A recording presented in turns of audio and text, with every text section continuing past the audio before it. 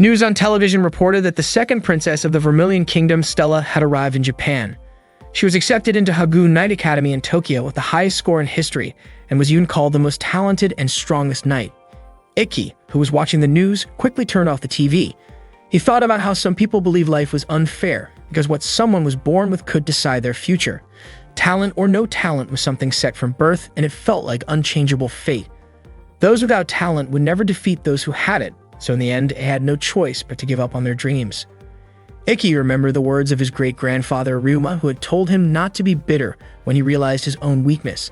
That advice was proof that Ikki had not given up on his dream. Holding on to those words, Ikki summoned his sword Intetsu. He was a blazer, a special kind of human able to summon weapons formed from their very soul and use supernatural techniques through magic. Blazers recognized by the international organization were given the title of Mage Knight. Ikki's dream was to become one of them. After training with Intetsu, Ikki returned to his room only to find Stella there wearing nothing but light clothing. Shocked, he froze for a moment. Stella, equally surprised, became furious when she saw him. In his panic, Ikki clumsily tried to make things even, which only made the situation worse. Stella, angry and embarrassed, immediately slapped him. Because of that incident, Ikki was summoned by Kurono, the headmistress of Hagoon Academy. She explained that Hagoon had always been the most prestigious knight academy in Japan. Every year in the Seven-Star Festival that decided the strongest knight, Hagoon's representatives had almost always taken the championship. But lately, the academy's results had declined. That was why she had stepped in as headmistress, determined to restore Hagoon's glory. However, she had not expected Ikki to get involved in such an inappropriate misunderstanding. Ikki explained that it was just an accident. Kurono, though skeptical, questioned why he had reacted the way he did. Ikki admitted his behavior had been clumsy, but he tried to take responsibility by apologizing directly to Stella. He promised he would do whatever it took to make up for the mistake. Stella, still upset, initially wanted to spread the story, but after hearing Ikki's promise, she decided to forgive him only if he was willing to face the consequences. She teased him with an impossible demand, but Ikki refused, saying the accident was not worth such a punishment. Stella became more offended when Ikki downplayed the situation, and her anger flared. She called him a lowly commoner and threatened to unleash her power against him. Flames appeared around her as her fury grew. Ikki, frightened, desperately tried to calm her down. Stella accused him of violating her dignity by barging into her room and looking at her in a disrespectful way. Cornered, Ikki blurted out that he had looked at her because he was genuinely captivated by her beauty. Hearing his honest words, Stella was caught off guard. The flames around her fizzled out and she blushed in embarrassment. She wondered how Ikki could casually say such a thing. Ikki, meanwhile, insisted that the room was actually his own. Stella did not believe him until Kurono returned and clarified that from now on, they would be sharing a room. Both Ikki and Stella were shocked. Aki questioned why an A-rank student like Stella had to share a room with him, a Class F student. He admitted that the techniques he could use were limited to low-level physical enhancements, and his magic power was average at best. In other areas, his ability was at the lowest level in the academy. Kurono explained that this was why Ikki was nicknamed the worst one, the weakest student in Hagoon. The reason he and Stella were paired together was simple. There was no student weaker than Ikki, and no student stronger than Stella. Stella asked what would happen if more misunderstandings came up between them. Kurono pointed out that Hagoon had other cases of male and female students sharing rooms, so if they could not accept it, they were free to leave the academy. Stella reluctantly agreed to the arrangement but set 3 strict rules for Ikki. He was not allowed to talk to her, look at her, or even breathe near her. Aki was dumbfounded, especially by the last rule, but Stella explained she did not want him invading her personal space. She even said he could sleep outside the room if necessary, which led to more bickering between the two. To settle things, Kurono reminded them that knights solved conflicts with their swords. She proposed a sparring match where the winner would decide the room's rules. Akai thought it was a fair and reasonable idea, but Stella was certain that a failing student from Class F could never beat her. Eki, however, believed that anything could happen in a match, especially since he had trained tirelessly up to this point. Stella agreed to the duel, but she raised the stakes. The loser would have to serve the winner. Ake protested that it was going too far, and eventually they reached an agreement. Kurono declared that the duel would take place in 1 hour. Stella really could not understand why she had to face Ikki, who claimed he had worked so hard. She remembered how her mother once told her not to train too much, but little Stella had said that her small country needed a powerful magic knight, and she promised to control her strength. Stella was very confident that she could defeat Ikki in the match. As Stella walked toward the arena, the students around her were talking about it. They were surprised that the great Stella was about to fight the one known as the worst one. Kurono herself did not expect Ikki to finally agree to the duel. Ikki's goal was to win the 7-star festival because if he could win it, he would be able to graduate even with poor grades, just as Kurono had once explained to him. Ikki was certain Stella would also join the festival, which meant sooner or later he would have to face her. Kagami, a member of the school's magazine club, even showed up to take photos. When Stella entered the arena, she mentioned that she knew Ikki was not allowed to join sparring classes because his ability was below the minimum standard. She advised him to stop dreaming of becoming a magic knight. Even though Stella's words had some truth to them, Ikki refused to back down from the match. He believed that hard work could surpass talent.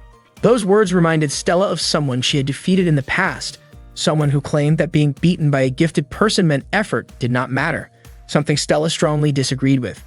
The match was about to begin, and Kurono explained that the purpose of training battles was not to hurt opponents but to fight until the other could no longer continue. The devices used were set in training mode. As soon as the battle began, Ikki summoned his sword Intetsu, while Stella brought out her blazing weapon, Leviathan. Both of them charged at each other. Stella explained that the fire from her sword burned at 3,000 degrees Celsius, and if it hit, the risk was life-threatening. She swung her sword toward Ikki, but he quickly dodged. Even Nene, who was watching, was surprised by the intensity of the duel.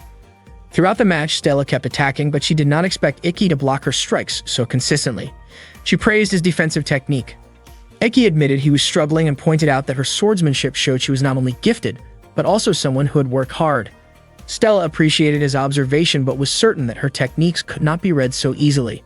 At that moment, Ikki stopped one of her attacks. Stella was shocked to see that he could mimic her movement after observing it only once. The truth was that nobody had ever trained Ikki, so he had taught himself by carefully analyzing others. By studying deeply, he believed he could understand techniques to their very core and eventually surpass them. That was Ikki's style of swordsmanship. Stella attempted to feint, but Ikki calmly said that her swing was too slow and he easily blocked it. He even recognized that the move was not part of her usual sword style and advised she should not rely on tricks. His counterstrike landed, and for a moment, the students thought the fight was already over. Stella stood back up, however, and this time she poured her magic into her weapon. She explained that she knew Ikki's Intetsu would not be able to hurt her unless she fought him with her sword. Stella admitted that if she fought Ikki using only her swordsmanship, everyone would realize she was not just talented but also trained with dedication. Still, she decided to acknowledge that if she won, it would be because of her magic. With that, she resolved to face Ikki with her full power. Ikki, who had long accepted that he lacked natural talent as a magic knight, refused to step back. Stella then unleashed her full power, Cafeteria Salamandra. Ikki, meanwhile, focused on his own secret technique, always thinking about how the weak could defeat the strong. He called it Itoshura. When Stella launched her strike at him, Ikki suddenly moved with blinding speed, dodging the attack. Stella was stunned by how fast he had become, as if his magic had spiked all at once. In truth, Ikki had poured all of his magic into a single burst, focusing every drop of his energy into 1 minute. That was his original noble art. With that, Ikki's blade reached Stella, knocking her down. His belief was simple. To overcome the strong, the weak had to push themselves beyond human limits. Soon after, Ikki himself collapsed from exhaustion. Kurono then announced that Ikki had won the match. The entire audience was left in shock. Nene, watching with a smile, commented that the upcoming selection tournament was definitely going to be exciting. After Stella regained consciousness, Kurono came to see her in the student infirmary. Stella admitted that it had been a long time since she had felt the sting of defeat. She asked how Ikki was doing. Kurono explained that the technique of releasing all energy within a single minute could only be used once a day, which meant Ikki must have been far more exhausted than Stella. Curious, Stella asked what had actually happened. A student like Ikki should not have been ranked at level F. Kurono explained that rankings were determined only by a blazer's raw ability scores, so skills like swordsmanship or martial arts were not considered in the evaluation. Because of that, the system at the time did not favor Ikki's strengths. Stella was still puzzled about how Ikki could end up repeating a year. Kurono told her that there were many difficulties, or rather, the kind of simple but unfair problems that often showed up. Ikki had faced that unfair system over and over, that he never gave up and continued to train his abilities with conviction. Earlier, Stella had once said that she wanted to study abroad because staying in her home country would not help her grow. Because of that, Kurono suggested that she follow Ikki's example so her time in school would not be wasted. Later, Stella returned to the room and saw Ikki fast asleep. She gently touched his back. It was the first time she had ever touched a boy's back. Suddenly, Ikki shifted in his sleep and his body pressed down on Stella's hand. She carefully tried to pull her hand away, holding herself back from making any noise. As she noticed Ikki's shirt slightly open at the stomach, a brief thought crossed her mind to reach out, but she quickly held herself back. Remembering how Ikki had once seen her in an embarrassing situation, she wanted to even the score, so she lightly placed her hand on his stomach. The moment she touched him, Stella felt a strong surge of energy flowing from him. Surprised, she muttered to herself why she had even done that in the first place.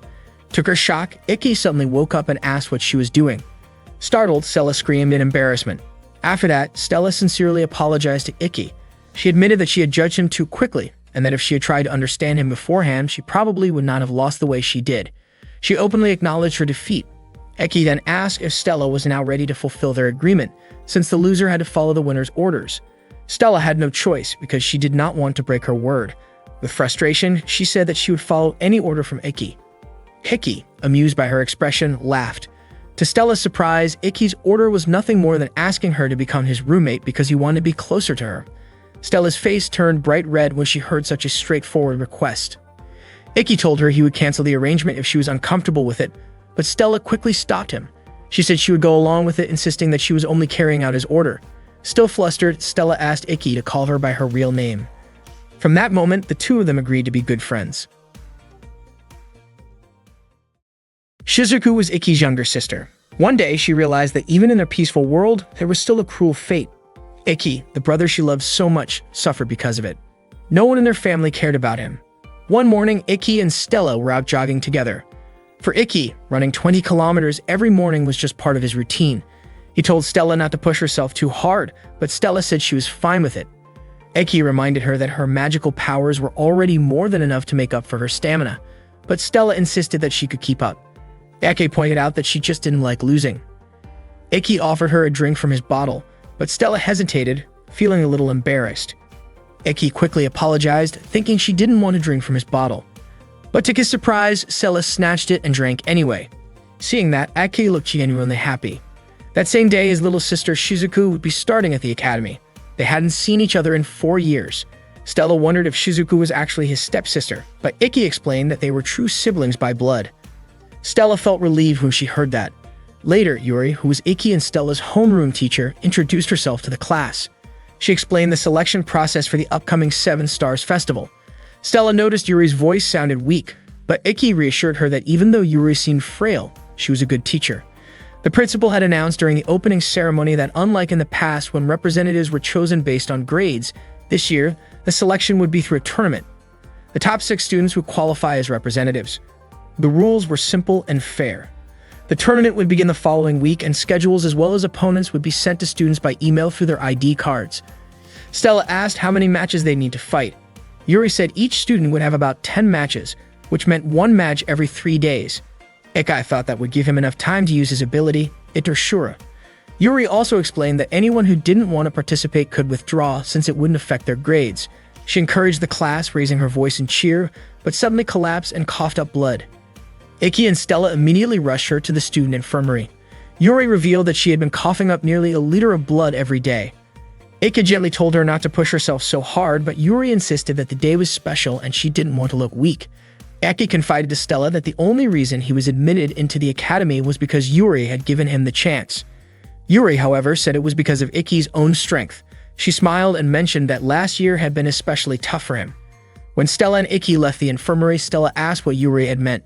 Ikki explained that Yuri was talking about how he wasn't allowed to join regular classes before. In the past, there had been no minimum requirements, but things had changed since then. Just then, the girl ran up and hugged Ikki. Stella was shocked and scolded him, but Ikki insisted he didn't know her. The girl introduced herself as Kagami, one of Ikki's juniors, and said she was a huge fan of his. Stella was clearly annoyed. Kagami praised Ikki for how strong he had looked in a recent match. She said she planned to start a newspaper club and wanted to feature him in the first issue, asking if he'd agree to an interview.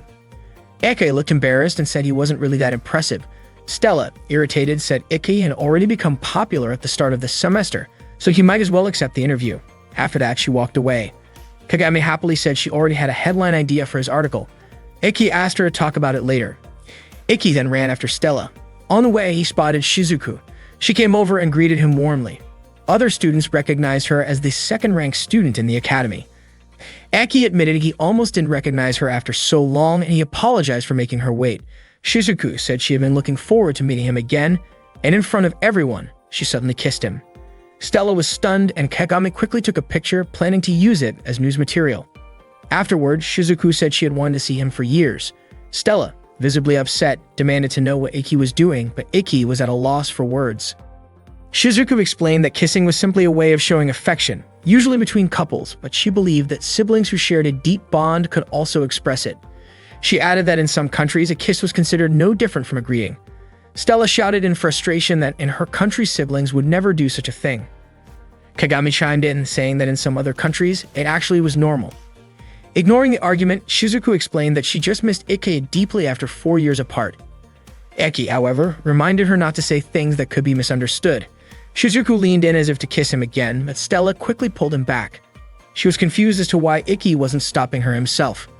Shizuku then asked why Princess Stella was interfering with a private moment between siblings. Stella and Shizuku kept arguing about the matter until Shizuku finally asked what kind of relationship Stella had with Ikki. Stella claimed that Ikki was her master, and that she was his servant. The students around them were shocked to hear that, while Kagami became overly excited about the scandal that would surely make it into her school newspaper. Shigen already had a catchy headline prepared for the story. Ikki immediately denied Stella's claim, but Stella insisted. She explained that after Ikki won their sparring match, he gave her an order like sharing the same bed with him. Hearing that, Shizuku turned to Ikki and asked if it was true. Ikki didn't deny it, since he and Stella really did sleep in the same bunk bed. Shizuku then declared that she would free Ikki and summoned her weapon, Yoi Shiger. Ikki tried to stop her, but Shizuku calmly said that she was confident she could defeat Stella since her element was water, while Stella's was fire. Ikki reminded her not to use a device in that place, but before he could say more, Stella accepted the challenge and activated her weapon, Leviatine.